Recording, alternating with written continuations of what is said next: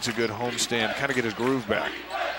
Early minutes for the freshman Calvert out of Colorado. And they really like Calvert. He's averaging about 10 minutes a game. High arching shot from Burrage. As we mentioned, Burrage, 20 points against Old Dominion, 19 against USC Upstate.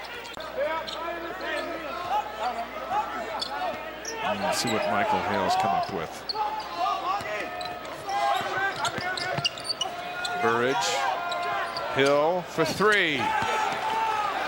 He's impressed with their physical abilities, but they haven't quite made the mental adjustment to the game yet, where they're just playing and not thinking. And he thinks that when they make that transition, that light bulb goes on, that especially Delgado can be a consistent scorer for them. Burrage driving on Harward, picks up some contact. First foul on Harward. Burrage going to go to the line. And Harward is also another player. He redshirted last year after his church mission. And these big fellas, it seems to take a while for them to kind of figure it out. I think it's harder with a big body to make the transition and get back in shape and in playing shape. It's easier for guards and smaller players. Same in football. Unless you're 17 and you're Jamal Williams, right? Yeah, exactly. He's an exception to the rule. Free throws go down. First basket for Cusick in the elevator with him today, and he said New York was fun, but the results weren't what they're hoping for. Just eager to get back out and get winning again. Burrage with a bucket. When you go and lose, it's not a great experience. You know, to play in the Barclays Center, and this is what Brandon Davies does so well. You know, he's the big guy, but he runs the floor. And how many times have we seen him leak out and get a wide open transition bucket on the other end? He just runs the floor so well, and it's because he has great hands and can catch that lob pass that he's valuable in that situation. Davies with 8, maybe more importantly, 1 foul. He's got another rebound. And that ball gets kicked out, immediately kicks the ball open to the guy with a hot hand, and Hawes knocks it down. 11 for Hawes.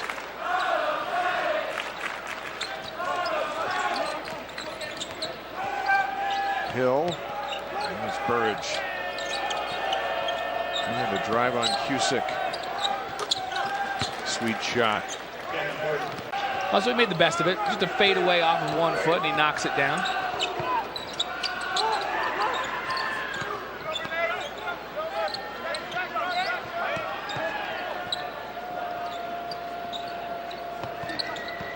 .90 seconds to go. 23-point lead. Where do the Roadrunners go for offense? They've managed to stymie Hale, who comes in averaging 17. And Hale has just 2, Blaine. Burrage has 8.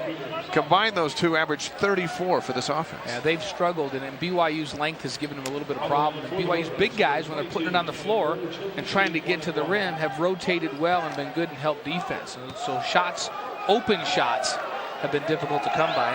And they need to have Jeremy Hill, their veteran guy, preseason, second-team all-conference in the WAC. Pick it up. He's been averaging 13 points a game and 8 rebounds. He's been 2-time all-conference guy, and they need to have him do some things. I think number 12 needs to give him a presence in there. And he's had some good shots. Last time down the floor, he got a good look at the bucket, just couldn't knock it down. Austin out with 2 fouls. You saw Harward check in.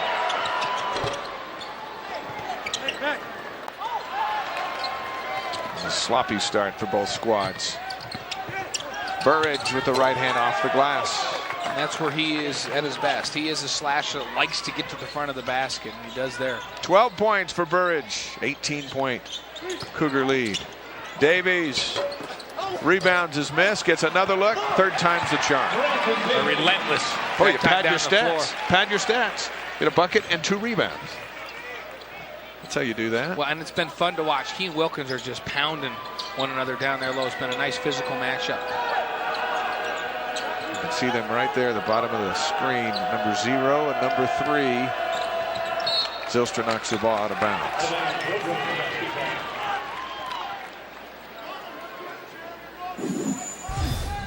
Take another look, Blaine. And you see these guys, and what Wilkins has done a good job. He's kept himself down defensively, kept that backside down in a good position to use his strength down low. He's only 6'4".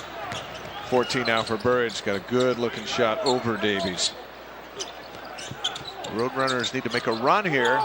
Climb back in this. Davies answers over Wilkins. And a nice shot by Davies. And Wilkins did a good job of knocking Davies off the block, but Davies has such good range, even though he's a little further out than he'd like to be.